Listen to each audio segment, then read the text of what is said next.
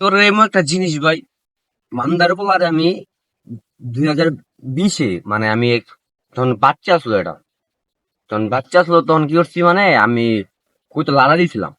লাড়া দেওয়ার পরে ওই ওই ওর লগে দুইটা আসলো, মানে তিনটায় উপরে উঠছে। ওঠার পরে মনে করেন ওই দুইটা মনে করেন 2 দিন পর ফেরত আইছে, এটা আর ফেরত আয় নাই।